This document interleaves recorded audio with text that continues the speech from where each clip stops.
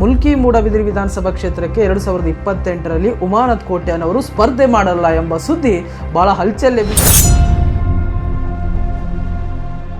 ಬಹಳ ಕಷ್ಟದಿಂದ ಮತ್ತು ತಳಮಟ್ಟದಿಂದ ಬೆಳೆದು ಬಂದವ. ಕಷ್ಟ ನಷ್ಟಗಳೇನು, ಬದುಕೇನು, ಜೀವನ ಏನು, ಸಮಸ್ಯೆ ಏನು ಅಂತೆಲ್ಲ ಅರ್ಥ ಮಾಡಿಕೊಂಡು ಬಂದವ ನಾನು. ಗೆಲ್ಲುವವರೆಗೆ 1 ತಿಂಗಳು ಚುನಾವಣೆಯ ಸಂದರ್ಭದಲ್ಲಿ ಮಾತ್ರ ರಾಜಕಾರಣ ಮಾಡುವ. ಗೆದ್ದ ಮೇಲೆ ನನಗೆ ಅವ ಆ ಪಾರ್ಟಿ, ಇವ ಈ ಪಾರ್ಟಿ, ಅವ ಆ ಜಾತಿ, ಈ ಜಾತಿ ಅಂತೆಲ್ಲ ಎಲ್ಲರನ್ನು ಸಮಾನವಾಗಿ ಕೊಂಡು ಹೋಗುವಂಥ ಒಂದು ಜಾಯಮಾನ.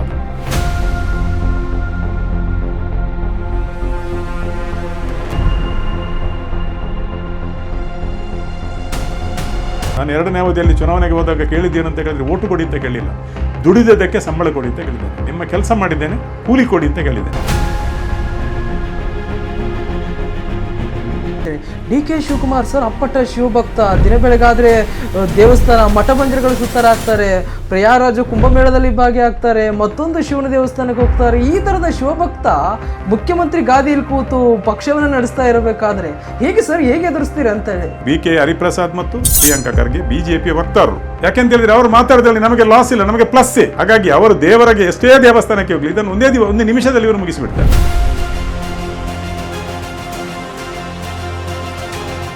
ನಾವು ಬಿಜೆಪಿ MLAಗಳಿಂದ ನಾವು ದಕ್ಷಿಣ ಕನ್ನಡ ಉಡುಪಿ ಜಿಲ್ಲೆಗೆ ನಮಗೆ ತಾರತಮ್ಯ ಮಾಡ್ತಾ ಇದ್ದಾರೆ. ಜನ ಇದನ್ನು ತಿಳ್ಕೊಳ್ಬೇಕು. ಇವತ್ತು ನೋಡಿ, ಸರ್ಕಾರ ಅಂತ ಹೇಳಿದ ಕೂಡಲೇ ಅದು ಕಾಂಗ್ರೆಸ್ ಬಿಜೆಪಿ ಅಂತ ಬರುವುದಿಲ್ಲ. ಸರ್ಕಾರ ಅಂತ ಹೇಳಿದ ಕೂಡಲೇ ಎಲ್ಲರನ್ನು ಸಮಾನ ರೀತಿಯಿಂದ ಕಾಣಬೇಕು. ದಕ್ಷಿಣ ಕನ್ನಡ ಉಡುಪಿ ಜಿಲ್ಲೆ ಇವತ್ತು ನೀವು ನೋಡ್ತೀರಿ ಪ್ರತಿಯೊಂದರಲ್ಲಿ ಪ್ರಥಮ ಸ್ಥಾನದಲ್ಲಿದೆ. ಅಂಥ ಒಂದು ಬುದ್ಧಿವಂತರ ಜಿಲ್ಲೆ ಅಂತ ಹೇಳ್ತಾರೆ. ಅಂಥ ಒಂದು ಬುದ್ಧಿವಂತರ ಜಿಲ್ಲೆಗೆ ಇವರು ನಿಜವಾಗಿಯೂ ಅನುದಾನಗಳನ್ನು ಕೊಡದಿದ್ದರೆ, ಇಡೀ ಕರಾವಳಿಯನ್ನು ಪಡಿಸದಿದ್ದರೆ ಖಂಡಿತವಾಗಿಯೂ ಮುಂದಿನ ದಿನಗಳಲ್ಲಿ ಕಾಂಗ್ರೆಸ್ಗೆ ದೊಡ್ಡ ನಷ್ಟ ಇದೆ ಅಂತ ಈ ಸಂದರ್ಭದಲ್ಲಿ ನಾನು ಹೇಳಲಿಕ್ಕೆ ಇಚ್ಛೆ.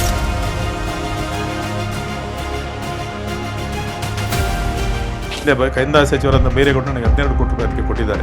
ನಾನು ಸ್ಮರಿಸಬೇಕು.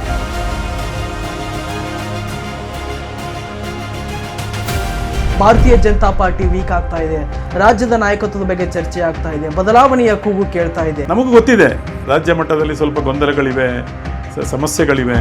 ಅದನ್ನು ನಾವು ಹೇಳುವವರ ಹತ್ರ ಹೇಳ್ತೇವೆ. ಯಾಕೆಂತ ಹೇಳಿದ್ರೆ ಮುಂದಿನ ಚುನಾವಣೆಯಲ್ಲಿ ನಾವು ಗೆಲ್ಲಬೇಕು, ಸರ್ಕಾರ ನಮ್ಮದೇ ಬರಬೇಕು. ಈ ನಿಟ್ಟಿನಲ್ಲಿ ಯಾರಿಗೆ ಎಲ್ಲಿ ಹೇಳಬೇಕು ಅದನ್ನು ಖಂಡಿತವಾಗಿ ನಾವು ಹೇಳಿದ್ದೇವೆ. ಸರ್ವೆ ಮಾಡಿದರಂತೆ 118ರಿಂದ 120 ಶಾಸಕರು ಗೆಲ್ಲಬಹುದು ಎನ್ನುವಂತಹ ರಿಪೋರ್ಟಿನ ತರಿಸಿದಾರಂತೆ ಸರ್, ಸತ್ಯನಾ ಇದು? ನಾನು ಪ್ರಥಮ ಬಾರಿಗೆ ಗೆದ್ದಾಗ ನಮ್ಮರು ಭಾರಿ ದೊಡ್ಡ ಹಿರಿಯರು, ರಾಜಕಾರಣಿಗಳು ಮತ್ತು ಹಿರಿಯರು ಕರೆದು ನಾನು ಹೇಳಿದರು, ನೋಡು ಮಾರ್ರೆ, ನೀನು ಗೆದ್ದದ್ದು ಅಂತ ನೀನೇನು ದೊಡ್ಡ ಸಂಗತಿ ಮಾಡಬೇಡ, ಬೇಡ, ನೀನು ಗೆದ್ದದ್ದಲ್ಲ, ಅವ ಬೇಡ ಅಂತ ಅವನನ್ನು ಸೋಲಿಸಿದ್ದು, ಆಗ ನಿನ್ನ ಮೇಲೆ ಬಿದ್ದಿ ಅಂತ. ಇಂದಿರಾ ಗಾಂಧಿಗೂ ನಾವು ಇವತ್ತು ಗೌರವ ಕೊಡ್ತೇವೆ. ಯಾಕೆಂತ ಹೇಳಿದ್ರೆ ದೇಶವನ್ನು ಹಲವಾರು ವರ್ಷ ಆಳಿದ್ದಾರೆ, ಪಕ್ಷ ಯಾವುದೇ ಇರ್ಬೋದು. ಅವರು ಸಹ ವಾಜಪೇಯಿ ಅವರಿಗೆ ಗೌರವ ಕೊಟ್ಟಿದ್ದಾರೆ. ಅಂಥ ಒಬ್ಬ ವ್ಯಕ್ತಿ. ಅವರು ಹೋದ ಮೇಲೆ ಬಂದಂಥ ನರೇಂದ್ರ ಮೋದಿ ಅವರ ವ್ಯಕ್ತಿತ್ವ ಮೇರು ವ್ಯಕ್ತಿತ್ವ. ಅಂಥ ವ್ಯಕ್ತಿತ್ವದ ಒಂದು ನಮಗೆ ಪ್ರಧಾನಿ ಸಿಕ್ಕಿದ್ದು ನಮ್ಮೆಲ್ಲರ ಈ ಭಾರತೀಯರ 140 ಕೋಟಿ ಜನರ ನಮ್ಮ ಅಭಿಮಾನದ ಸಂಕೇತ.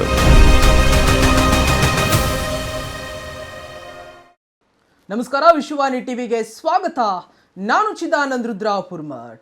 ಜೈನ ಕಾಶಿ, ಶಿಕ್ಷಣ ಕಾಶಿ, ಮುಲ್ಕಿ ಮೂಡಬಿದಿರೆ ವಿಧಾನಸಭಾ ಕ್ಷೇತ್ರದ ಜನಪ್ರಿಯ ಶಾಸಕರು, ಅಭಿವೃದ್ಧಿಯ ಹರಿಕಾರರಾದ ಉಮಾನಾಥ್ ಕೋಟ್ಯಾನ್ ಇವತ್ತು ನಮ್ಮ ವಿಶೇಷ ಸಂದರ್ಶನದಲ್ಲಿ ಭಾಗಿಯಾಗಿದ್ದಾರೆ. ಹೌದು, ಇವತ್ತು ವಿಶ್ವವಾಣಿ ಟಿವಿಯ ಕ್ಷೇತ್ರ ಸಂಚಾರ ಮುಲ್ಕಿ ಮೂಡಬಿದಿರೆ ವಿಧಾನಸಭಾ ಕ್ಷೇತ್ರದಲ್ಲಿತ್ತು.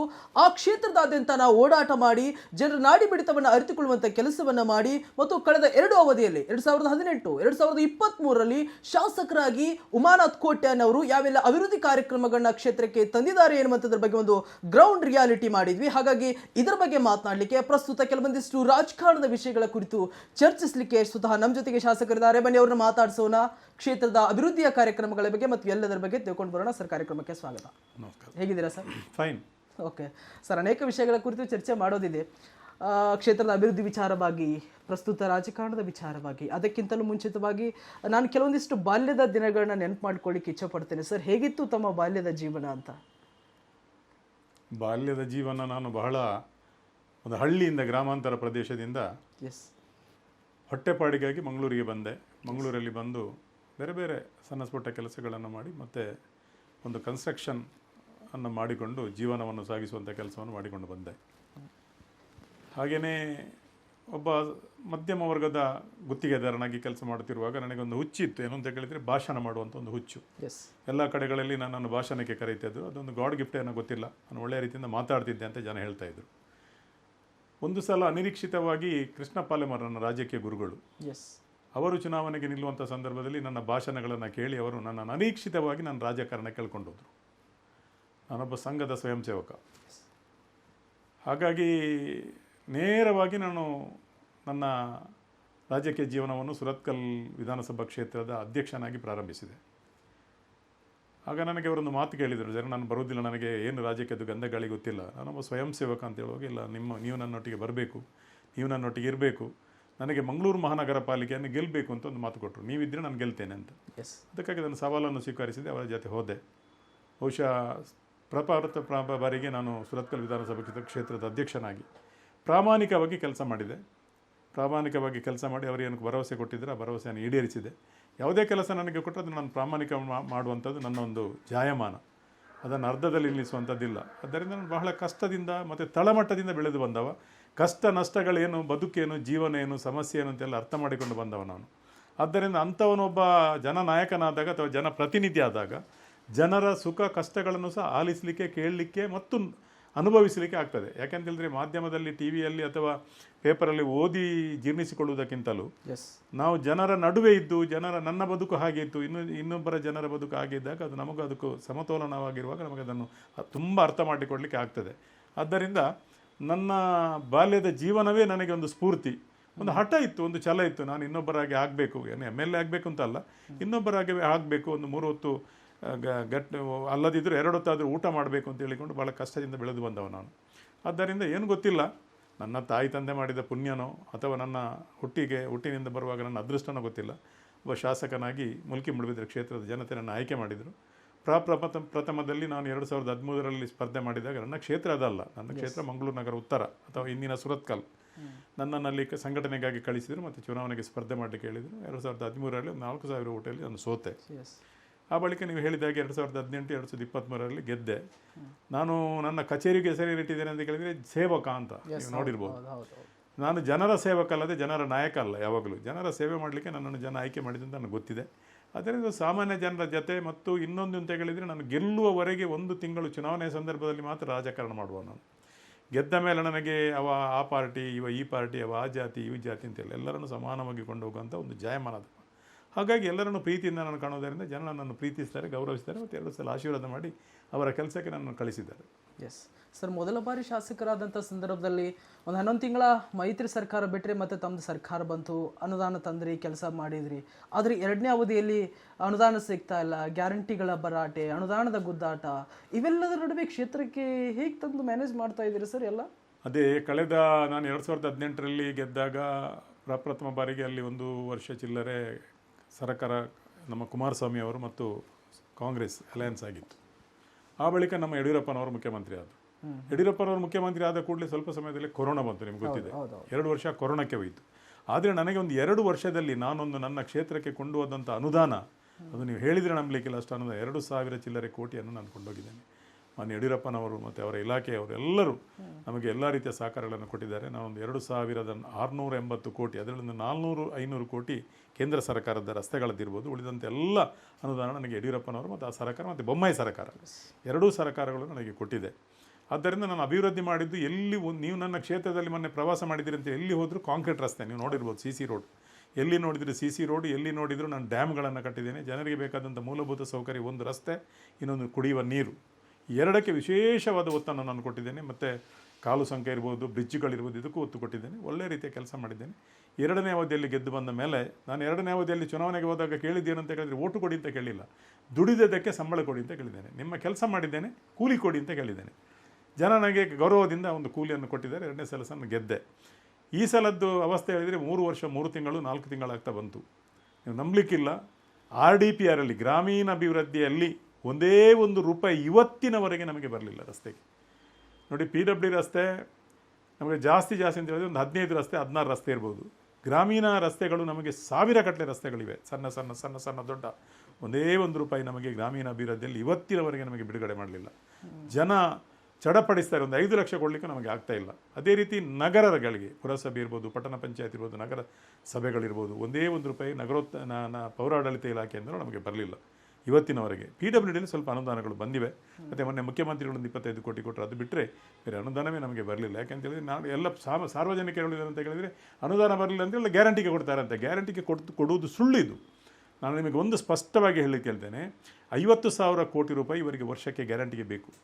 2 ಲಕ್ಷ ಕೋಟಿ ರೂಪಾಯಿ ಇವರು ರೇಟನ್ನು ಜಾಸ್ತಿ ಮಾಡಿ ಅದರಿಂದ ಸಾರ್ವಜನಿಕರಿಂದ ವಸೂಲು ಮಾಡ್ತಾ ಇದ್ದಾರೆ. ಉದಾಹರಣೆಗೆ ಒಂದು ಕೆಂಪು ಬಸ್ಸು, KSRTC ಕೆಂಪು ಬಸ್ಸಿಗೆ ಮಹಿಳೆಯರಿಗೆ ಫ್ರೀ. ಮಂಗಳೂರಿನಿಂದ ಬೆಂಗಳೂರಿಗೆ ಬರಲಿಕ್ಕೆ ಆ ಕೆಂಪು ಬಸ್ಸಿಗೆ 380 ರೂಪಾಯಿ ಚಾರ್ಜ್. ಅದೇ ಬೆಂಗಳೂರಿನಿಂದ ಮಂಗಳೂರಿಗೆ ಬರಲಿಕ್ಕೆ ಸುಗಮ ಇರ್ಬೋದು, VRL ಇರ್ಬೋದು, ಅಥವಾ ದುರ್ಗಾಂಬ ಇರ್ಬೋದು, ಒಳ್ಳೆ ಲಕ್ಸುರಿ ಬಸ್ 700ರಿಂದ 800 ರೂಪಾಯಿ. ಅದೇ ಲೆವೆಲ್ ಇದ್ದು ಬಸ್ಸು ಐರಾವತ ಇರ್ಬೋದು ಅಥವಾ ರಾಜಹಂಸ ಇರ್ಬೋದು, ಇದಕ್ಕೆ 1,365 ರೂಪಾಯಿ. ಇಲ್ಲಿ 380 ಫ್ರೀ ಮಾಡಿ ಅಲ್ಲಿ 565 ರೂಪಾಯಿ ಜಾಸ್ತಿ ತಗೊಂಡ್ರು. ನೀವು ಆಲೋಚನೆ ಮಾಡಿ, 200 ಯೂನಿಟ್ ಕರೆಂಟ್ ಖರ್ಚು ಮಾಡುವವನಿಗೆ 600ರಿಂದ 500 ರೂಪಾಯಿ ಫ್ರೀ. ನಮಗೆ 1,000 ಬರುವವನಿಗೆ 2,300, 2,400.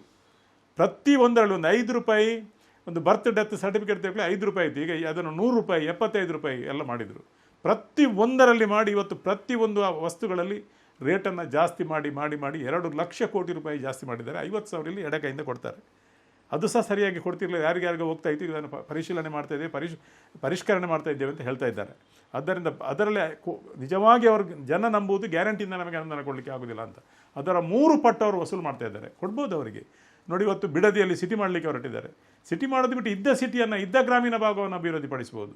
ಬೇರೆ ಬೇರೆ ಕಡೆಗೆ ಕೊಡ್ತಾರೆ. ಬಹುಶಃ ನಾವು BJP MLAಗಳು ಅಂತ ನಾವು ದಕ್ಷಿಣ ಕನ್ನಡ ಉಡುಪಿ ಜಿಲ್ಲೆಗೆ ನಮಗೆ ತಾರತಮ್ಯ ಮಾಡ್ತಾ ಇದ್ದಾರೆ. ಜನ ಇದನ್ನು ತಿಳ್ಕೊಳ್ಬೇಕು. ಇವತ್ತು ನೋಡಿ, ಸರ್ಕಾರ ಅಂತ ಹೇಳಿದ ಕೂಡಲೇ ಅದು ಕಾಂಗ್ರೆಸ್ BJP ಅಂತ ಬರುವುದಿಲ್ಲ. ಸರ್ಕಾರ ಅಂತ ಹೇಳಿದ ಕೂಡಲೇ ಎಲ್ಲರನ್ನು ಸಮಾನ ರೀತಿಯಿಂದ ಕಾಣಬೇಕು. ಹಿಂದೆ ಸಿದ್ದರಾಮಯ್ಯ, ಕುಮಾರಸ್ವಾಮಿ ಅವರಿದ್ದರು, 1 ವರ್ಷ ನಾವು ಬರುವಾಗ ನಮಗೆ ಅನುದಾನ ಕೊಟ್ಟಿದ್ದಾರೆ, ಕೊಡಲಿಲ್ಲ ಅಂತ ಹೇಳೋದಿಲ್ಲ. ಆದರೆ ಹೋದ ಸಲ ಸಿದ್ದರಾಮಯ್ಯನವರು ಹಿಂದಿನ ಸಲ ಇರುವಾಗ ಕೊಟ್ಟಿದ್ದಾರೆ ನಮಗೆ.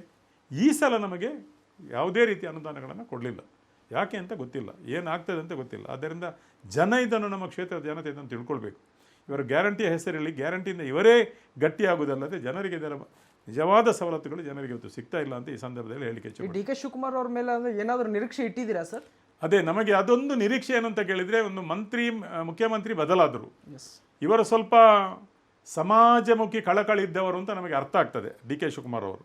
ಆದ್ದರಿಂದ ಅವರು ನಮ್ಮ ಜಿಲ್ಲೆಗೆ ಉಪಮುಖ್ಯಮಂತ್ರಿಗಳಾಗಿರುವಾಗಲೇ ಬಂದೊಂದು ಎಲ್ಲ ನಮ್ಮ ಈ ಟೂರಿಸಂ ಪ್ರವಾಸೋದ್ಯಮ ಇಲಾಖೆಯವರನ್ನೆಲ್ಲ ಕರೆದು, ನಮ್ಮನ್ನೆಲ್ಲ ಕರೆದು ಒಂದು ಮೀಟಿಂಗ್ ಮಾಡಿದರು. ಬೆಳಿಗ್ಗೆಯಿಂದ ಸಂಜೆ ತನಕ ಸಭೆ ಮಾಡಿದರು. ಭಾಳ ಒಳ್ಳೆಯ ರೀತಿಯ ಚರ್ಚೆ ಆಯಿತು. ಇಡೀ ನಮ್ಮ ಕರಾವಳಿ ಭಾಗ ಅಂತ ಹೇಳಿದರೆ ನಮಗೆ ಗೊತ್ತಿದೆ, ನಮ್ಮ ಕರಾವಳಿ ಭಾಗ ಇಡೀ ಸಮುದ್ರ ಕಿನಾರೆ ಇರುವಂಥದ್ದು. ಇಲ್ಲಿಂದ ತಲಪಾಡಿಂದ ಹಿಡಿದು ಕಾರವಾರದವರೆಗೆ ಇರುವಂಥದ್ದು ಸಮುದ್ರ ಕಿನಾರೆ. ಪ್ರೇಕ್ಷಕರನ್ನು ಕೈ ಬೀಸಿ ಕರೀತಾ ಇದೆ. ಇವತ್ತು ಪಣಂಬೂರು ಬೀಚ್ ಇರ್ಬೋದು, ಸಸಿತುಲ್ ಬೀಚ್ ಇರ್ಬೋದು, ಪಡುಬಿದ್ರೆ ಬೀಚ್ ಇರ್ಬೋದು, ಮರವಂತೆ ಬೀಚ್ ಇರ್ಬೋದು, ಜನರನ್ನು ಕರೀತಾ ಇದೆ, ಅಲ್ಲಿ ಕೈ ಬೀಸಿ ಕರೀತಾ ಇದೆ. ಅಂಥ ಒಂದು ಪ್ರವಾಸೋದ್ಯಮದ ವಿಪುಲ ಅವಕಾಶ ಇರುವಂಥ ನಮ್ಮ ಒಂದು ಕರಾವಳಿ ಭಾಗವನ್ನು ಅಭಿವೃದ್ಧಿಪಡಿಸಬೇಕು. ಪ್ರವಾಸೋದ್ಯಮಕ್ಕೆ ಹೆಚ್ಚು ಒತ್ತು ಕೊಡಬೇಕು. ದೇವಸ್ಥಾನಗಳಿರ್ಬೋದು, ನಿಮಗೆ ನಮ್ಮ ಮೂಡುಬಿದಿರೆ ಕ್ಷೇತ್ರವನ್ನು ತೆಗೊಳ್ಳಿ, 1000 ಪಿಲ್ಲರ್ ಬಸದಿ, 1000 ಕಂಬದ ಬಸದಿ ಇರ್ಬೋದು. ಈ ರೀತಿ ಎಲ್ಲ ಸೌಕರ್ಯಗಳು ಇವತ್ತು ವಿದ್ಯಾಭ್ಯಾಸ, ಶಿಕ್ಷಣಕ್ಕೂ ದಕ್ಷಿಣ ಕನ್ನಡ ಉಡುಪಿ ಜಿಲ್ಲೆ ಇವತ್ತು ನೀವು ನೋಡ್ತೀರಿ ಪ್ರತಿಯೊಂದರಲ್ಲಿ ಪ್ರಥಮ ಸ್ಥಾನದಲ್ಲಿದೆ. ಅಂಥ ಒಂದು ಬುದ್ಧಿವಂತರ ಜಿಲ್ಲೆ ಅಂತ ಹೇಳ್ತಾರೆ. ಅಂಥ ಒಂದು ಬುದ್ಧಿವಂತರ ಜಿಲ್ಲೆಗೆ ಇವರು ನಿಜವಾಗಿಯೂ ಅನುದಾನಗಳನ್ನು ಕೊಡದಿದ್ದರೆ, ಅಥವಾ ನಮ್ಮ ಎಲ್ಲ ಇಲಾಖೆಗಳ ಮೂಲಕ ನಮಗೆ ಅನುದಾನವನ್ನು ಕೊಟ್ಟು ನಮ್ಮ ಇಡೀ ಕರಾವಳಿಯನ್ನು ಅಭಿವೃದ್ಧಿಪಡಿಸದಿದ್ದರೆ ಖಂಡಿತವಾಗಿಯೂ ಮುಂದಿನ ದಿನಗಳಲ್ಲಿ ಕಾಂಗ್ರೆಸ್ಗೆ ದೊಡ್ಡ ನಷ್ಟ ಇದೆ ಅಂತ ಈ ಸಂದರ್ಭದಲ್ಲಿ ನಾನು ಹೇಳಲಿಕ್ಕೆ ಇಚ್ಛೆಪಡ್ತೇನೆ. ಸರ್, ತಮ್ಮ ಶಾಸಕರಾಗಿಂತ ಮುಂಚಿತವಾಗಿ ತಮ್ಮ ಡ್ರೀಮ್ ಪ್ರಾಜೆಕ್ಟ್ ಯಾವುದು ಅಂತ ಇಲ್ಲಿವರೆಗೆ ಅದು ಅಭಿವೃದ್ಧಿಪಡಿಸುವ ನಿಟ್ಟಿನಲ್ಲಿ? ನೋಡಿ, ನಾನು ಈಗಾಗಲೇ ನಿಮಗೆ ಗೊತ್ತಿರ್ಬೋದು, ಮೂಡುಬಿದ್ರೆಯಲ್ಲಿ ಒಂದು ಆಡಳಿತ ಸೌಧ ಮಾಡಿದ್ದೇನೆ. 12 ಕೋಟಿ ರೂಪಾಯಿದ್ದು. ಇಡೀ ಕರ್ನಾಟಕದಲ್ಲಿ ನೀವು ತಿರುಗಿ ನಮ್ಮ ಮೂಡುಬಿದಿರೆ ಆಡಳಿತ ಸೌಧದ ಅಂಥ ರೀತಿಯ ಆಡಳಿತ ಸೌಧ ಬೇರೆ ಎಲ್ಲಿ ಆದ್ರಿದೆ ಅಂತ ನೋಡಿ. ಮತ್ತು ಒಂದು ಕ್ಷೇತ್ರಕ್ಕೆ ಒಂದು ಆಡಳಿತ ಸೌಧ. ನಾನು ಮುಲ್ಕಿಗೆ ಒಂದು ಆಡಳಿತ ಸೌಧ ಮಾಡಿದ್ದೇನೆ, 12 ಕೋಟಿ. ನಾನು ಬೈರೇಗೌಡರನ್ನು ನಾನು ಈ ಸಂದರ್ಭದಲ್ಲಿ ನೆನಪು ಮಾಡಬೇಕು. ಕಂದಾಯ ಸಚಿವರಾದ ಬೈರೇಗೌಡರು ನನಗೆ 12 ಕೋಟಿ ರೂಪಾಯಿ ಅದಕ್ಕೆ ಕೊಟ್ಟಿದ್ದಾರೆ. ನಾನು ಸ್ಮರಿಸಬೇಕು. 2 ನಾನು ಆಡಳಿತ ಸೌಧಗಳನ್ನು ಮಾಡಿದ್ದೇನೆ. ನೀವು ಇಡೀ ಕರ್ನಾಟಕದಲ್ಲಿ ಸುತ್ತಿ ಬಂದರೂ ನಾನು ಮಾಡಿದ 2 ಆಡಳಿತ ಸೌಧಗಳು. ಯಾಕೆಂತೇಳಿದರೆ ನಾನೊಬ್ಬ ಸಿವಿಲ್ನ ಬಗ್ಗೆ ವಿಶೇಷ ಅನುಭವ ಇದ್ದದರಿಂದ ನಾನು ಪ್ರೈವೇಟ್ ಆರ್ಕಿಟೆಕ್ಟ್ ಹತ್ರ ಅದನ್ನು ಪ್ಲ್ಯಾನ್ ಮಾಡಿಸಿ ಇನ್ನೊಂದು 25 ವರ್ಷಗಳ ಮುಂದಿನ ಆಲೋಚನೆಗಳನ್ನು ಇಟ್ಟು ಆ ರೀತಿಯ ಪ್ಲ್ಯಾನನ್ನು ಮಾಡಿ ನಾನು ಮಾಡಿದ್ದೇನೆ. ಅದರಿಂದ ಅದು ನನಗೆ ತೃಪ್ತಿ ಕೊಟ್ಟಿದೆ, 2 ಆಡಳಿತ ಸೌಧಗಳು. ಹಾಗೆ ನಾನು ವಿಶೇಷವಾಗಿ ಕೃಷಿಕರಿಗೆ ನೀರನ್ನು ಒದಗಿಸಬೇಕು ಅಂತ ಹೇಳಿಕೊಂಡು ಬಹುಶಃ ನನ್ನ ಲೆಕ್ಕದಲ್ಲಿ ಹೆಚ್ಚು ಕಡಿಮೆ ಒಂದು 200-300 ಕೋಟಿ ನಾನು ಡ್ಯಾಮ್ಗಳನ್ನು ಮಾಡಿದ್ದೇನೆ ನನ್ನ ಕ್ಷೇತ್ರದಲ್ಲಿ ಕಳೆದ ಅವಧಿಯಲ್ಲಿ. ಅನೇಕ ಡ್ಯಾಮ್ಗಳನ್ನು ಮಾಡಿ ಇವತ್ತು ಜನ ಹೇಳ್ತಾರೆ 5 ಕಿಲೋಮೀಟರ್ 6 ಕಿಲೋಮೀಟರ್ ನೀರಿನ ಮೇಲೆ ನೀರು ನಮಗೆ ಇವತ್ತು ಅರಿವು ಇರ್ತದೆ, ನೀವೊಂದು ಮಾಡಿದರೆ ದೊಡ್ಡ ಉಪಕಾರ ಆಯಿತು ನಮಗೆ, ತೋಟಕ್ಕೆ, ಕೃಷಿಗೆ ಎಲ್ಲ ಅಂತ ಹೇಳಿಕೊಂಡು. ಹಾಗೆಯೇ ಬ್ರಿಡ್ಜ್ಗಳು, ಅದರ ಜೊತೆಗೆ ಒಂದು ಕಟೀಲು ಕ್ಷೇತ್ರ, ನಮ್ಮ ಕ್ಷೇತ್ರ ಇರುವಂಥ ದೊಡ್ಡ ಒಂದು ಪುಣ್ಯಕ್ಷೇತ್ರ ಕಟೀಲು. ನಿಮ್ಗೆ ಗೊತ್ತಿರ್ಬೋದು, ದುರ್ಗಾಪರಮೇಶ್ವರಿ ಕ್ಷೇತ್ರ ನಮ್ಮ ನಾವು ಆರಾಧಿಸಿಕೊಂಡು ಬರುವಂಥ ಒಂದು ದೇವರದು. ಆ ಕ್ಷೇತ್ರಕ್ಕೆ ನಾನು ಮೊದಲಿನಿಂದಲೊಂದು ಶಾಸಕನಾಗಿ ಬಂದರೆ ಅದನ್ನು ಮಾಡಬೇಕು, ಏನಾದರೂ ಮಾಡಬೇಕು ಅಂತ ಇತ್ತು. ಇಂದಿನ ಕಟೀಲಿಗೂ ಇವತ್ತಿನ ಕಟೀಲಿಗೂ ನೀವು ನೋಡಿ, ಕಳೆದ ಬ್ರಹ್ಮಕಲಶೋತ್ಸವದ ಸಂದರ್ಭದಲ್ಲಿ ಒಂದು 30-35 ಕೋಟಿ ರೂಪಾಯಿ ಖರ್ಚು ಮಾಡಿ ಅಲ್ಲಿಗೆ ಹೋಗೋ ಬರುವಂಥ ರಸ್ತೆಗಳಿರ್ಬೋದು, ಕಟೀಲಿನ ವಾತಾವರಣ ಇರ್ಬೋದು, ಆ ಪ್ರದೇಶ ಇರ್ಬೋದು, ಎಷ್ಟು ಅಭಿವೃದ್ಧಿಪಡಿಸಿದ್ದೇವೆ ಅಂತ ನಮಗೆ ತೃಪ್ತಿ ಇದೆ. ಭಾಳ ಮೊದಲೆಲ್ಲ ಪಾರ್ಕಿಂಗ್ ಮಾಡಲಿಕ್ಕೆ ಅಲ್ಲಿ ಜಾಗ ಇರಲಿಲ್ಲ, ಒಂದು ಕಾರ್ ಪಾರ್ಕಿಂಗ್ ಮಾಡಲಿಕ್ಕೆ. ಈಗ ಬೇಕಾದಷ್ಟು ಜಾಗವನ್ನು ಮಾಡಿ ಎಲ್ಲ ವ್ಯವಸ್ಥೆಗಳನ್ನು ಮಾಡಿಕೊಟ್ಟಿದ್ದೇವೆ. ಹಾಗೆಯೇ ಎಲ್ಲ ವ್ಯವಸ್ಥೆಗಳನ್ನು ಮಾಡಿಕೊಟ್ಟಿದ್ದು ನನಗೆ ತೃಪ್ತಿ ತಂದಿದೆ. ನಾವು ಮಾಡಿದಂಥ ಕೆಲಸ ಖಂಡಿತವಾಗಿ ತೃಪ್ತಿ ಇದೆ. ನಾವು ಎಷ್ಟು ಸಮಯ ಇರ್ತೇವೆ ಎಂದು ಗೊತ್ತಿಲ್ಲ ಶಾಸಕರಾಗಿ, ಆದರೆ ನಾವು ಮಾಡಿದ ಕೆಲಸ ಶಾಶ್ವತವಾಗಿ ಉಳಿಬೇಕೆಂಬ ದೃಷ್ಟಿಯಿಂದ ಪ್ರತಿಯೊಂದನ್ನು ದಾಮರೀಕರಣ, ನಾನು ಏನು ವಿಟಮಿನ್ ರೋಡ್ಸ್ಗಳನ್ನು ಮಾಡಲಿಕ್ಕೆ ಹೋಗಲಿಲ್ಲ. ನಾನು ಹೆಚ್ಚಿನ ರಸ್ತೆಗಳಿಗೆ ನಾನು CC ರಸ್ತೆಗಳನ್ನೇ ಮಾಡಿದ್ದೇನೆ. ಒಂದು 15-20 ವರ್ಷದಾದ್ರೂ ಬರಬೇಕು, ಜನ ಅದನ್ನು ನೆನಪಿಡಬೇಕು ಎಂಬ ದೃಷ್ಟಿಯಿಂದ ಅಭಿವೃದ್ಧಿಪಡಿಸಿದ್ದೇವೆ. ಹಲವಾರು ಕನಸುಗಳು ಇನ್ನಿವೆ, ಗೊತ್ತಿಲ್ಲ ಮುಂದೆ 2 ವರ್ಷ. ಹೌದು, ಗೊತ್ತಿಲ್ಲ 2 ವರ್ಷದಲ್ಲಿ ಏನು ಮಾಡ್ತೇವೆ ಅಂತ ಗೊತ್ತಿಲ್ಲ. ಸರ್, ನಾ ಕ್ಷೇತ್ರದಲ್ಲಿ ಓಡಾಟ ಮಾಡಿದಂಥ ಸಂದರ್ಭದಲ್ಲಿ ಒಂದು ಸಮಸ್ಯೆ ಹೇಳಿದರು. ಅಂದರೆ ಈ ಕೆಂಪು ಕಲ್ಲಿನ ಸಮಸ್ಯೆಯ ಬಗ್ಗೆ ಜಾಸ್ತಿ ಜನ ಪ್ರಸ್ತಾಪ ಮಾಡಿದ್ರು. ನಾನು ಆಫ್ ದ ರೆಕಾರ್ಡ್ ಮಾತಾಡುವಂಥ ಸಂದರ್ಭದಲ್ಲಿ ಏನು ಸರ್ ಬಗೆಹರಿಸುವ ನಿಟ್ಟಿನಲ್ಲಿ ನೋಡಿ, ಸ್ಯಾಂಡ್ ಮತ್ತು ಕೆಂಪು ಕಲ್ಲು ಎಸ್ ನಮ್ಮಲ್ಲಿ ಅಲ್ಲಿ ಸಿಕ್ಕುವಂಥ ಒಂದು ಪ್ರಕೃತಿಯಲ್ಲಿ ಒಂದು ಸ್ಯಾಂಡ್ ನಮಗೆ ಬೇಕಾದಷ್ಟು ನದಿಗಳಿವೆ, ಬೇಕಾದಷ್ಟು ರಾಜಕಾಲುವೆಗಳಿಗೆ ಬೇಕಾದಷ್ಟು ಸ್ಯಾಂಡ್ ಇದೆ, ಅಲ್ಲಿ ಹೊಯ್ಗೆ ಇದೆ. ಹಿಂದೆಲ್ಲ ದೋಣಿಯಲ್ಲಿ ಹೋಗಿ ಮುಳುಗಿ ತೆಗೆಯುವಂಥದ್ದು ಬಹಳ ಕಮ್ಮಿ ರೇಟಿಗೆ ಸಿಗ್ತಿತ್ತು. ಅದು ದಂಧೆ ಅಲ್ಲ, ಅದು ಮೈನಿಂಗ್ ಅಲ್ಲ. ಅದನ್ನು ಮೈನಿಂಗಿಗೆ ಸೇರಿಸಿತು ಸರ್ಕಾರ. ಮೈನಿಂಗಿಗೆ ಸೇರಿಸಿ ಕೂಡಲೇ ಅದಕ್ಕೆ ಕೆಲವಾರು ಕಾನೂನುಗಳನ್ನು ತಂದರು.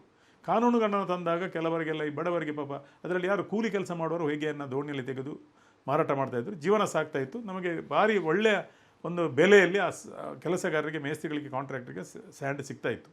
ಈ ಸರ್ಕಾರದನ್ನು ಮೈನ್ಸಿಗೆ ತಂದ ಕೂಡಲೇ ಏನಾಯಿತು ಅಂತ ಹೇಳಿ ಅಲ್ಲಿಗೆ ಕಾನೂನುಗಳು ಬಂದಾಗ ಯಾವುದೇ ಕಾನೂನಲ್ಲಿ ಅದನ್ನು ತೆಗಿಲಿಕ್ಕೆ ಬರೋದಿಲ್ಲ. ಒಂದು CRZ, ನಾನ್ CRZ ಈ ರೀತಿಯ ಕಾನೂನುಗಳು ಬಂದು ನಮ್ಮ ಕರಾವಳಿ ಬೆಲ್ಟಿಗೆ. ಹಾಗಾಗಿ ಅದನ್ನು ತೆಗಿಲಿಕ್ಕೆ ಬರೋದು ಇಲ್ಲಿಗಲ್ ಆಗಿ ಪ್ರಾರಂಭ ಆಯಿತು. ಇಲ್ಲಿಗಲ್ ಆದ ಕೂಡಲೇ ಏನಾಯಿತು ಅಂತ ಹೇಳಿದರೆ 5,000ಕ್ಕೆ ಸಿಕ್ಕೋದು 15,000 ಆಯಿತು, 10,000ಕ್ಕೆ ಸಿಕ್ಕೋದು 30,000ಕ್ಕೆ ಆಯಿತು.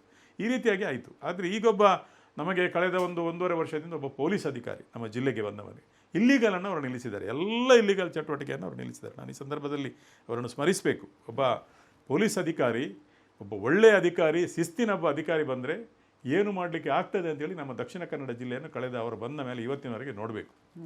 ಕೆಲವು ನಮಗೆ ಸಮಸ್ಯೆಗಳಾಗಿರ್ಬೋದು, ಆ ಸಮಸ್ಯೆಗಳಿಗೆ ಪರಿಹಾರವನ್ನು ಅವರು ಕೊಟ್ಟಿದ್ದಾರೆ. ಒಂದು ಸ್ಯಾಂಡಿನ ಸಮಸ್ಯೆ ಏನು ಅಂತ ಹೇಳಿದ್ರೆ, ಖಂಡಿತವಾಗಿ ನಮ್ಮಲ್ಲಿ ಬೇಕಾದಷ್ಟು ಸ್ಯಾಂಡ್ ಇದೆ. ಇವತ್ತು ನೆರೆ ಬರಲಿಕ್ಕೆ ಕಾರಣ ಸ್ಯಾಂಡ್ ಹೂಳು ತುಂಬಿ ನದಿಯಲ್ಲಿ ನೀರು ನಿಲ್ಲಕ್ಕೆ ಆಗೋದಿಲ್ಲ, ಅದು ಮೇಲೆ ಬರ್ತದೆ. ಆದ್ದರಿಂದ ಈ ಸಮಸ್ಯೆ. ಇನ್ನೊಂದು ಅಂತ ಹೇಳಿದರೆ ಅದನ್ನು ಸರಿ ಮಾಡಬೇಕು. ಇನ್ನೊಂದು ಅಂತ ಕೇಳಿದರೆ ಕೆಂಪು ಕಲ್ಲು, ನೀವು ಹೇಳಿದಿರಿ, ಕೆಂಪು ಕಲ್ಲು ಅಂದರೆ ಲ್ಯಾಟ್ರೈಟ್ ಸ್ಟೋನ್ ಬೇಕಾದಷ್ಟಿದೆ ಅಲ್ಲಿ. ನಮ್ಮ ಊರಲ್ಲಿರುವಂಥ ನಾವು ಎಲ್ಲ ಬಿಲ್ಡಿಂಗ್ಗಳನ್ನು ಕಟ್ಟೋದು, ಮನೆ ಇರ್ಬೋದು, ದೊಡ್ಡ ದೊಡ್ಡ ಅಂತಸ್ತಿನ ಬಿಲ್ಡಿಂಗ್ಗಳನ್ನು ಕೆಂಪು ಕಲ್ಲಿನ ಮೂಲಕವೇ, ಲ್ಯಾಟ್ರೇಟ್ನ ಮೂಲಕವೇ ನಾವು ವಾಲ್ಗಳನ್ನು ನಿರ್ಮಿಸುವಂಥದ್ದು. ಅದು ಬಹಳ ಗಟ್ಟಿ ಮತ್ತು ಶಾಶ್ವತ. ಆದ್ದರಿಂದ ಅದು ಬಾರಿ ಒಂದು 20-25 ರೂಪಾಯಿಗೆ ನಮಗೆ ಒಂದು ಕಲ್ಲಿಗೆ ಸಿಗ್ತಾ ಇತ್ತು.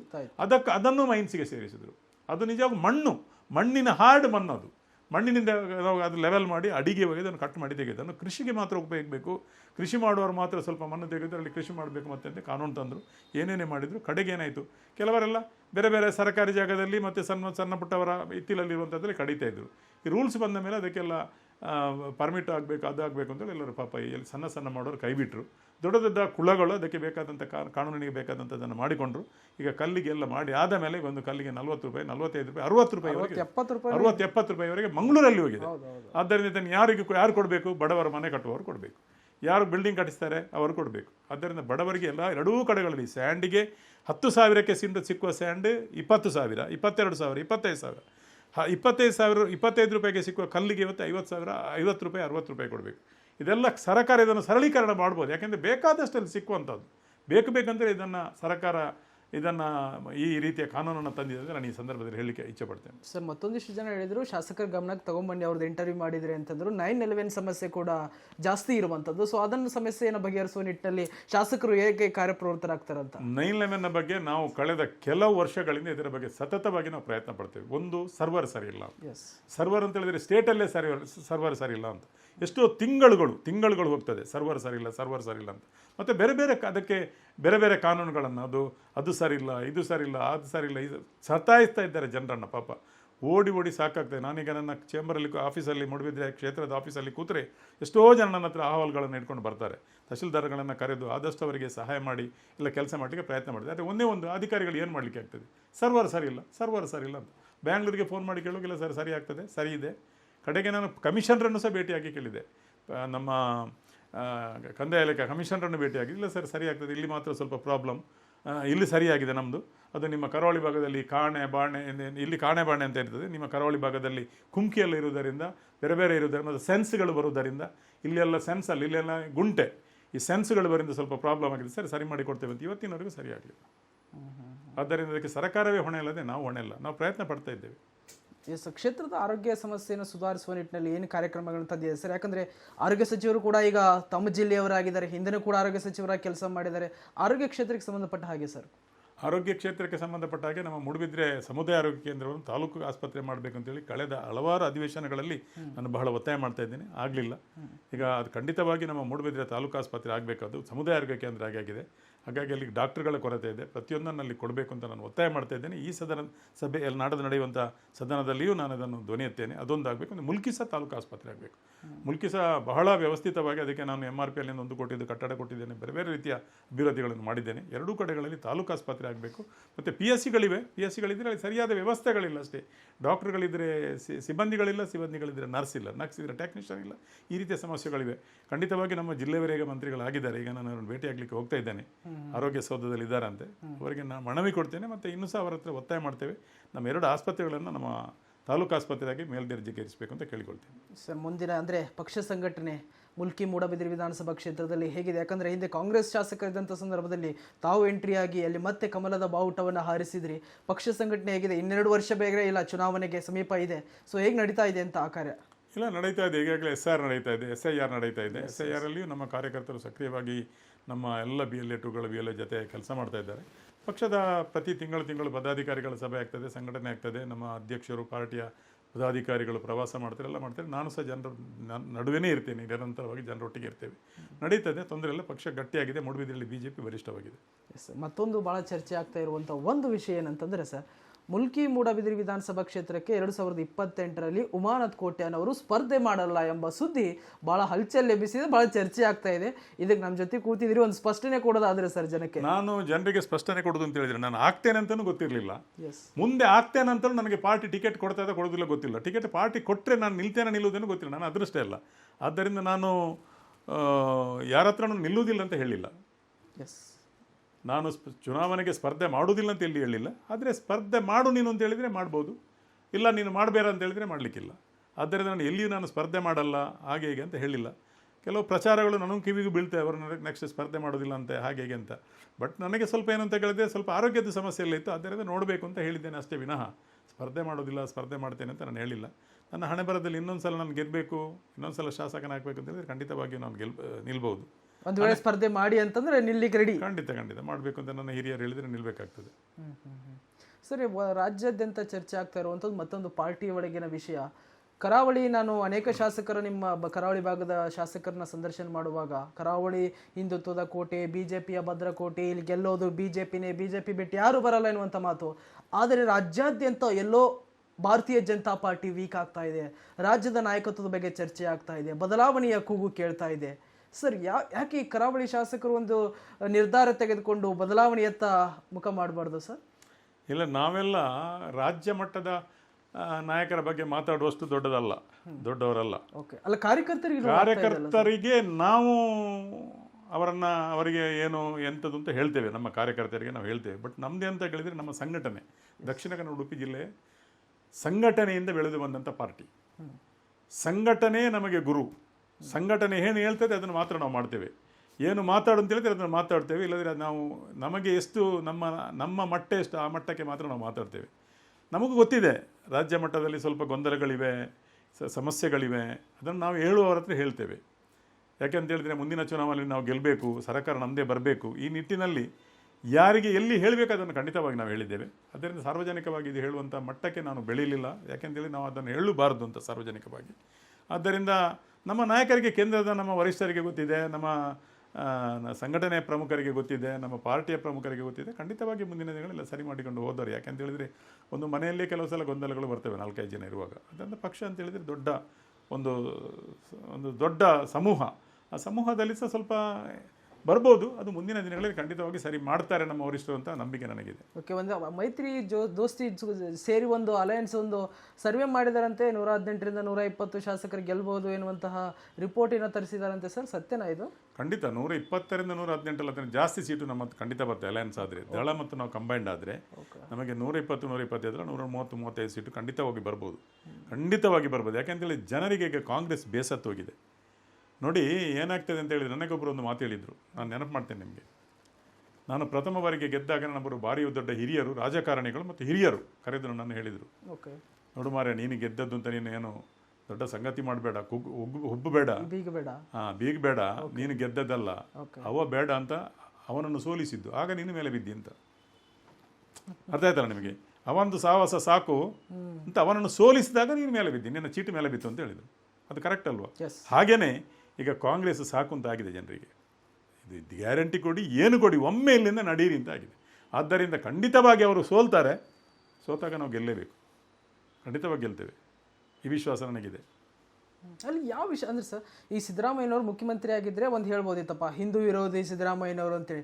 ಡಿ.ಕೆ. ಶಿವಕುಮಾರ್ ಸರ್ ಅಪ್ಪಟ ಶಿವಭಕ್ತ, ದಿನ ಬೆಳಗಾದರೆ ದೇವಸ್ಥಾನ ಮಠ ಮಂದಿರಗಳು ಸುತ್ತರಾಗ್ತಾರೆ, ಪ್ರಯಾಗರಾಜ ಕುಂಭಮೇಳದಲ್ಲಿ ಭಾಗಿಯಾಗ್ತಾರೆ, ಮತ್ತೊಂದು ಶಿವನ ದೇವಸ್ಥಾನಕ್ಕೆ ಹೋಗ್ತಾರೆ. ಈ ಥರದ ಶಿವಭಕ್ತ ಮುಖ್ಯಮಂತ್ರಿ ಗಾದಿಯಲ್ಲಿ ಕೂತು ಪಕ್ಷವನ್ನು ನಡೆಸ್ತಾ ಇರಬೇಕಾದ್ರೆ ಹೇಗೆ ಸರ್, ಹೇಗೆ ಎದುರಿಸ್ತೀರಿ ಅಂತ ಹೇಳಿ? ನೋಡಿ, ಒಂದು ದೇವರು ಮಾತ್ರ ಗುಡಿಯಲ್ಲಿದ್ದು ಓಕೆ, ಹೊರಗಿನವರೆಲ್ಲ ರಾಕ್ಷಸರಾದರೆ ಹೇಗೆ ಆಗ್ತದೆ ಹೇಳಿ ನೀವು? ದೇವರಿದ್ದಾನೆ, ಹೊರಗೆಲ್ಲ ರಾಕ್ಷಸರಿರೋದು. ಡಿ.ಕೆ. ಶಿವಕುಮಾರ್ ಮುಖ್ಯಮಂತ್ರಿಯಾಗಿ ದೇವಸ್ಥಾನಕ್ಕೆ ಹೋಗ್ತಾರೆ, ದರ್ಶನ ಮಾಡ್ತಾರೆ, ಪೂಜೆ ಮಾಡ್ತಾರೆ ಅಂದರೆ ಅವರ ನಾನು ಹೆಸರು ಹೇಳೋದಿಲ್ಲ, ಅವರ ಹೊರಗಿರುವವರೆಲ್ಲ ಏನು? ಬೆಳಿಗ್ಗೆ ಎದ್ರೆ ನೀವು ಮಾಧ್ಯಮದಲ್ಲಿ ಬಂದರೆ ನಮ್ಮ ರಾಜ್ಯಾಧ್ಯಕ್ಷರು, ಕಾಂಗ್ರೆಸ್ಸಿನ ರಾಜ್ಯಾಧ್ಯಕ್ಷರು ಮಾತಾಡೋದು RSS BJP, ಕಾಂಗ್ರೆಸ್ನ ಬಗ್ಗೆ ಮಾತಾಡೋದಿಲ್ಲ ಅವರು. ನಮ್ಮ ಪ್ರಿಯಾಂಕಾ ಖರ್ಗೆ PK ಮತ್ತು BK, ಈ DK ಅನ್ನು ಉಳಿಸಿದರೆ ಸಾಕು. BK ಮತ್ತು PK DK ಅನ್ನು ಉಳಿಸಿದ್ರೆ ಸಾಕು ಅಂತ. ಯಾಕೆಂತ ಹೇಳಿದ್ರೆ ಅವರಿಬ್ಬರೇ ಸಾಕು, ನಮ್ಮ ವಕ್ತಾರರು ಅವರು, ಬಿಜೆಪಿಯ ವಕ್ತಾರರು. BK ಹರಿಪ್ರಸಾದ್ ಮತ್ತು ಪ್ರಿಯಾಂಕಾ ಖರ್ಗೆ ಬಿಜೆಪಿಯ ವಕ್ತಾರರು. ಯಾಕೆಂತ ಹೇಳಿದ್ರೆ ಅವರು ಮಾತಾಡಿದಲ್ಲಿ ನಮಗೆ ಲಾಸ್ ಇಲ್ಲ, ನಮಗೆ ಪ್ಲಸ್ಸೇ. ಹಾಗಾಗಿ ಅವರು ದೇವರಿಗೆ ಎಷ್ಟೇ ದೇವಸ್ಥಾನಕ್ಕೆ ಹೋಗಲಿ, ಇದನ್ನು ಒಂದು ನಿಮಿಷದಲ್ಲಿ ಇವರು ಮುಗಿಸಿಬಿಡ್ತಾರೆ. ಇವರು RSS ವಿರೋಧನೆ ಮಾಡಿದ್ರೆ ನಿಮಗೆ ಲಾಭ ಅಂತೀರಿ? ಮಾಡೋದೇ ಇದ್ದಾರೆ, ಮಾಡ್ತಾ ಇದ್ದಾರಲ್ಲ. ಮೋದಿ ಅವರಿಗೆ ಬೈದರೆ ಒಂದು ಮೋದಿ ಅವರಿಗೆ ಬೈದರೆ ಅವರಿಗೆ 100 ಓಟು ಮೈನಸ್ ಆಗ್ತದೆ. ಖಂಡಿತ. ಯಾಕೆಂದರೆ ಮೋದಿ ಅಂತ ನಾಯಕ ಪ್ರಪಂಚದಲ್ಲಿ ಜಗತ್ತು ಮೆಚ್ಚಿದೆ ಅವರನ್ನು. ಅಂಥ ನಾಯಕ ಸಿಗ್ಲಿಕ್ಕಿಲ್ಲ. ಅಂಥ ನಾಯಕರ ಬಗ್ಗೆ ನೋಡಿ, ನಾನು ಒಬ್ಬ MLA, ನಾನು ಡಿ.ಕೆ. ಶಿವಕುಮಾರ್ ಬಗ್ಗೆ, ಸಿದ್ದರಾಮಯ್ಯರ ಬಗ್ಗೆ ಮಾತಾಡ್ಬಾರ್ದು. ಯಾಕೆಂದರೆ ಮುಖ್ಯಮಂತ್ರಿಯ ಬಗ್ಗೆ ಮಾತಾಡೋಷ್ಟು ದೊಡ್ಡ ಬೆಳೆದಿಲ್ಲ ನಾನು. ಅಧಿವೇಶನದಲ್ಲಿ ನಾವು ಅವರ ಎದುರೆದುರು ನಿಂತು ಮಾತಾಡ್ಬೋದು, ಅವರ ಹಾಗೆ ಹೀಗೆ ಅಂತ ನಾನು ಹೇಳಲಿಕ್ಕೆ ಹೋಗಲ್ಲ. ಯಾಕೆಂದರೆ ನನ್ನ ಘನತೆಗೆ ಅದು ಸರಿಯಲ್ಲ. ಆದ್ದರಿಂದ ಮೋದಿಯ ಬಗ್ಗೆ ಮಾತಾಡುವಾಗ, ಅಮಿತ್ ಶಾರ ಬಗ್ಗೆ ಮಾತಾಡುವಾಗ ಸ್ವಲ್ಪ ನಾನು ಆ ಲೆವೆಲ್ಗೆ ಇದ್ದೇನೆ ಅಂತ ಆಲೋಚನೆ ಮಾಡಿ ಮಾತಾಡಬೇಕು ಅಂತ ನಾನು ಹೇಳೋದು. ಇಲ್ಲದಿದ್ದರೆ ಏನಾಗ್ತದೆ, ಮೈನಸ್ ಆಗ್ತದೆ. ಅದಕ್ಕೆ ಹೇಳೋದು, ನಾನು ಇಬ್ಬರು ಅವರು ವಕ್ತಾರರು BJP ಇದ್ದು, ನಮಗೆ ಪ್ಲಸ್ಸೇ ಅವರು. ಖಂಡಿತ ಇವರು ಏನೇ ದೇವಸ್ಥಾನಕ್ಕೆ ಹೋಗಲಿ, ಏನೇ ಮಾಡಲಿ, ಇವರು 5 ನಿಮಿಷದಲ್ಲಿ ಹೊರಗೆ ಬಂದದ್ದು ಮುಗಿಸಿಬಿಡ್ತಾರೆ. ಓಕೆ ಸರ್, ಮೋದಿ ಅವ್ರನ್ನ ಹೇಗೆ ಸರ್ ತಾವು ಕಂಡಿರೋದು? ಯಾಕಂದ್ರೆ ಸಾಮಾನ್ಯ ಕಾರ್ಯಕರ್ತರಾಗಿ ಬಂದು ಶಾಸಕರಾಗಿ ಕೆಲಸ ಮಾಡಿದ್ರಿ. ಮೋದಿ ಅವ್ರು ಹೇಗೆ ಸರ್? ಮೋದಿ ಅವರೊಬ್ಬ ವ್ಯಕ್ತಿ ಅಲ್ಲ, ಒಂದೊಂದು ಶಕ್ತಿ ಅಂತ ನಾನು ಹೇಳ್ತೇನೆ. ಖಂಡಿತವಾಗಿ ಒಂದು ಶಕ್ತಿ. ಯಾಕೆಂತ ಹೇಳಿದರೆ, ನಾನು ರಾಜಕೀಯವಾಗಿ ಮಾತಾಡೋದಲ್ಲ, ಒಬ್ಬ ಸಾಮಾನ್ಯ ಕಾರ್ಯಕರ್ತನಾಗಿ ಮಾತಾಡಿದ್ರೆ ಮೋದಿ ಒಂದು ಶಕ್ತಿ. ವಾಜಪೇಯಿ ಹೋದ ಮೇಲೆ ವಾಜಪೇಯಿ ಒಂದು ಶಕ್ತಿ. ಇಂದಿರಾ ಗಾಂಧಿ ಅವರು ಸಹ ಅವರನ್ನು ಅಷ್ಟು ಅಭಿಮಾನದಿಂದ ನೋಡ್ತಾ ಇದ್ರು. ನೋಡಿ, ಅದು ರೀ ರಾಜಕೀಯ. ಇಂದಿರಾ ಗಾಂಧಿಗೂ ನಾವು ಇವತ್ತು ಗೌರವ ಕೊಡ್ತೇವೆ. ಯಾಕೆಂತ ಹೇಳಿದ್ರೆ ದೇಶವನ್ನು ಹಲವಾರು ವರ್ಷ ಆಳಿದ್ದಾರೆ, ಪಕ್ಷ ಯಾವುದೇ ಇರ್ಬೋದು. ಅವರು ಸಹ ವಾಜಪೇಯಿಗೆ ಗೌರವ ಕೊಟ್ಟಿದ್ದಾರೆ. ಅಂಥ ಒಬ್ಬ ವ್ಯಕ್ತಿ.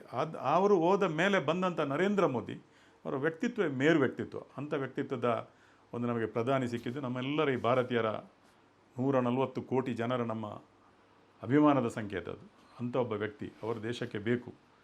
ಇವತ್ತು ಇಡೀ ಜಗತ್ತು ಮೋದಿಗೆ ಗೌರವ ಕೊಡ್ತದೆ, ಮೋದಿಯವರಿಗೆ ಗೌರವ ಕೊಡ್ತದೆ. ಅಂಥ ಒಬ್ಬ ಪ್ರಧಾನಿಯನ್ನು ಪಡೆದಂಥ ನಾವುಗಳು ಇವರ ಸಹ ಏನೇ ಹೇಳಿ ಎದುರುಗಡೆ ಮಾತಾಡಲಿ ಏನು ಬೇಕಾದರೂ ಮೋದಿಯ ಬಗ್ಗೆ, ಆದರೆ ಅವರಿಗೂ ಗೊತ್ತುಂಟು ಯಾಕೆ ಅವರು ಎಷ್ಟು ಚುಚ್ಚುತ್ತಾರೆ ಅಂತ ಹೇಳಿದರೆ, ಮೋದಿ ಇರುವವರಿಗೆ ನಮಗೆ ಖಂಡಿತ ಇಲ್ಲಿ ಉಳಿಗಾಳಿಲ್ಲ ಅಂತ ಅವರಿಗೆ ಗೊತ್ತಿದೆ. ಅದಕ್ಕಾಗಿ ಅವರ ಬಗ್ಗೆ ದಿನನಿತ್ಯ ಬೆಳಿಗ್ಗೆ ಕೂಡಲೇ ಮೋದಿಯವರ ಬಗ್ಗೆ ಮಾತಾಡ್ತಾರೆ. ಆದರೆ ಅವರು ಎಷ್ಟು ಮಾತಾಡ್ತಾರೆ ಅಷ್ಟು ಪ್ಲಸ್ ಅಪ್ ಆಗ್ತಾ ಇರ್ತಾರೆ ಮೋದಿ, ಖಂಡಿತವಾಗಿಯೂ. Yes sir, thank you so much. ಇಷ್ಟೊತ್ತು ವಿಶ್ವವಾಹಿನಿ ಟಿವಿಯೊಂದಿಗೆ ಸುದೀರ್ಘವಾಗಿ ಕ್ಷೇತ್ರದ ಅಭಿವೃದ್ಧಿ ಕಾರ್ಯಕ್ರಮಗಳ ಬಗ್ಗೆ, ಪ್ರಸ್ತುತ ರಾಜಕಾರಣದ ಕೆಲವೊಂದಿಷ್ಟು ವಿಚಾರಗಳ ಬಗ್ಗೆ ತಿಳಿಸಿಕೊಟ್ಟಿದ್ದಕ್ಕಾಗಿ thank you sir, thank you so much. Thank you. Yes ವೀಕ್ಷಕರು, ಇದಿಷ್ಟು ಮುಲ್ಕಿ ಮೂಡಬಿದ್ರಿ ವಿಧಾನಸಭಾ ಕ್ಷೇತ್ರದ ಶಾಸಕರಾಗಿರುವಂತಹ ಉಮಾನಾಥ್ ಕೋಟ್ಯಾನ್ ಅವರ ಮಾತುಗಳು. ಮತ್ತೊಂದಿಷ್ಟು ವೈವಿಧ್ಯಮಯ ಸುದ್ದಿಗಳಿಗಾಗಿ ನೋಡ್ತಾ ಇರಿ ವಿಶ್ವವಾಣಿ ಟಿವಿ. ನಮಸ್ಕಾರ.